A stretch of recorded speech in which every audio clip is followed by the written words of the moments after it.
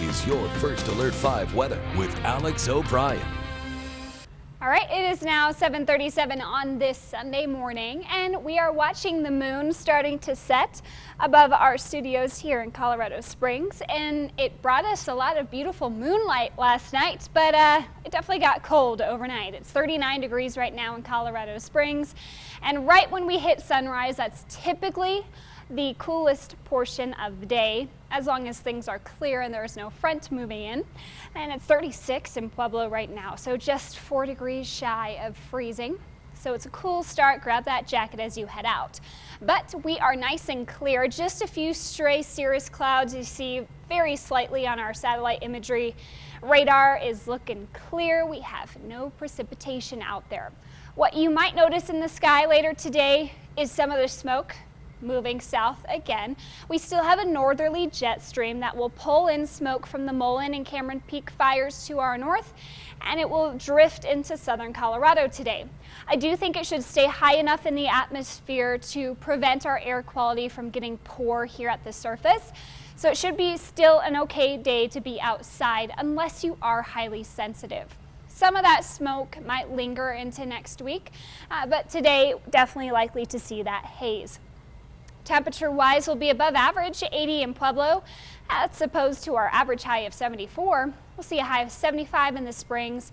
Average high is 68. So we'll see this nice warming trend in place because we have high pressure, again, staying stagnant in the western U.S., impacting the central U.S. into midweek. And that pattern is conducive to clear conditions, warming temperatures, and drying conditions as well. So you'll notice the precipitation forecast in the next about 6 to 7 days shows very dry conditions under that ridge of high pressure. Our humidity will also be very low. We expect it to drop below 15% most days next week, so high fire danger will also return. So by tomorrow, that's where we have critical fire danger in the northeast portion of the state and towards Cheyenne, Fort Collins, where we have the fires burning. We'll have elevated fire danger over the Palmer Divide and into the southeastern plains. Now, in general, we will be dealing with dry air, dry fuels, and warmer temperatures next week, but our winds won't be too strong, so we'll stay, I think, mostly out of the critical and extreme fire danger next week. Today, we're looking very comfortable, 70s and 80s out there, mostly 70s into our mountain valleys, a couple of 60s in the higher elevations like Westcliff and Woodland Park, 80s from Pueblo along the Arkansas River and into the eastern plains. By tonight, we are expecting to drop to the 40s in general, so that'll be warmer than where we're starting this morning.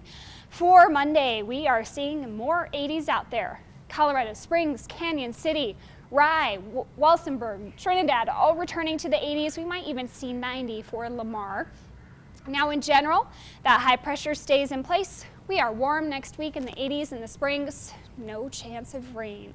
For Pueblo, we've got 80s from here on out until next weekend, with sunshine and a bit of a wildfire haze today. 70s one more day in Canyon City. Next week, every day in the 80s until Saturday. Woodland Park, upper 60s today, 70s into next week. And it should not quite yet feel fall-like, but at least we're not dealing with any major snowstorms or anything yet.